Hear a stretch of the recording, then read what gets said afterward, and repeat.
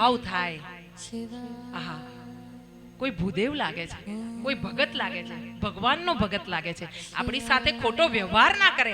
તમારી માળાઓ ધારણ કરેલી હોય ને તમારા સદગુરુની, તમારા ધર્મના પંથની, તો એ શું કામ કરે? અધર્મ થતો તમારી સાથે અભદ્ર વ્યવહાર થતો અટકાવે. તમારા વસ્ત્રો તમને અપમાનિત થતા અટકાવી શકે. તમારી સાથે પ્રેમ ભરેલો વ્યવહાર થાય. ન થઈ શકે ને અશક્ય કામને પાર પાડવાનું કામ સનાતન ધર્મના ચિહ્નો છે, એ કરે છે. જે પણ અશક્ય કામ હોય, સનાતન ધર્મના ચિહ્નો તમે ધારણ કર્યા હશે ને,